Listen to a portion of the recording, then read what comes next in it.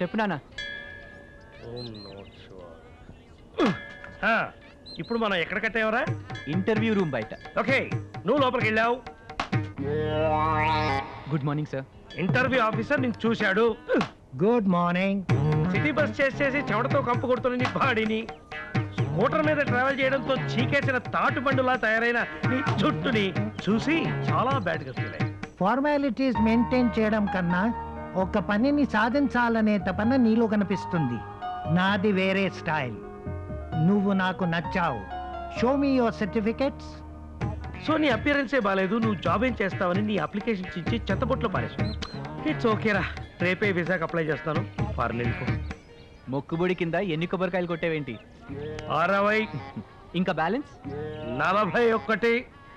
ముందా పనాపి ఆ బ్యాలెన్స్ తీసుకెళ్లి సెకండ్ హ్యాండ్ లో అమ్ముకో, కాస్త డబ్బులైనా మిగులుతాయి.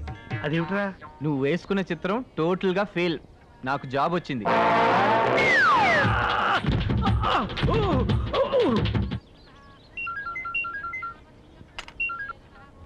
చెప్పరా. చాలా దారుణం రా. తెలుస్తూనే ఉంది, పాయింట్కి రారా. ఎవరు అంత ఎక్కువ ఇస్తారంటే ఉన్న పలంగా రూమ్ ఖాళీ చేయించాడు రా మన ఓనర్ గాడు. వాడి ఇల్లు వాడి ఇష్టం రా.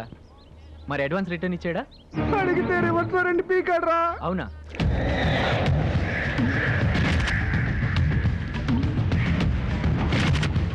పాలల్లో నీళ్లు ఎక్కువ అవుతున్నాయని కస్టమర్లు గొడవ చేస్తున్నారన్నా.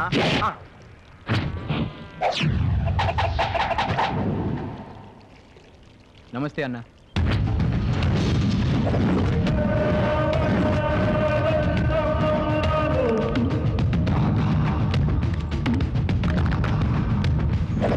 అంత బిల్డప్ వేస్ట్ అన్న. మా అడ్వాన్స్ మాకు ఇచ్చేస్తే మేము వెళ్ళిపోతాం. గోల్డ్ వద్దు, క్యాష్ కావాలి.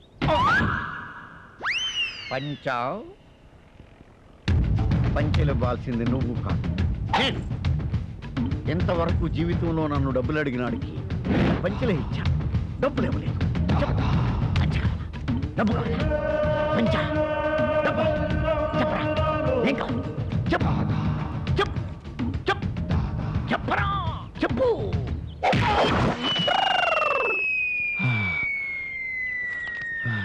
ఏం చేశాడ్రా?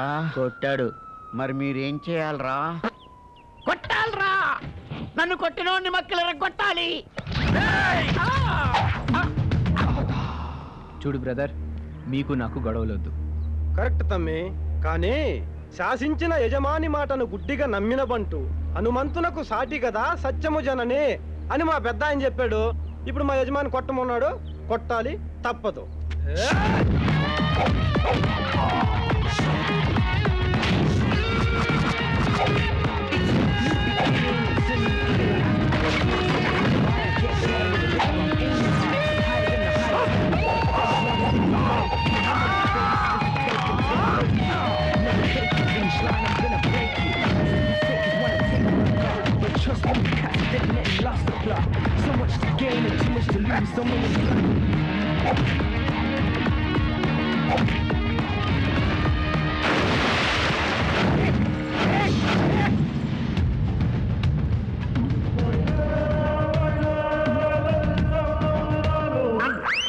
కొట్టు, కానీ వాళ్ళను కొట్టినట్టు మాత్రం కొట్టొద్దు. అసలే ఒంటూ పురోండి. మా ఇంట్లో ఫ్రీగా ఉండు. వద్దులే నరసింగా, అన్నకో మంచి ఇల్లు చూపించు. బాబు గారు, నేను చెప్తున్నానుగా, ఈ కుర్రోళ్ళు చాలా మంచోళ్ళు. నర్సింగ్ మీ గురించి ఇంత మంచిగా చెప్పాడంటే you must be very good.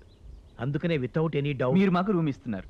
Thank you sir. సర్రేమిటయ్యా, ఆంధ్ర భాషా ఉద్యమం ఇంత ముమ్మరంగా జరుగుతున్నప్పుడు నోరారా తాత అని తలంతా నిరుస్తున్నా. నేను తాతను కాదు అంకుల్ అని పిలిపించుకుని ఈ రోజుల్లో మీరు తాత అనమంటున్నారంటే నిజంగా ఏమిటి? అది స్టిక్ సైలెంట్ గా ఉండకపోతే మనపై ప్రయోగింపబడును. అర్థమైందిగా?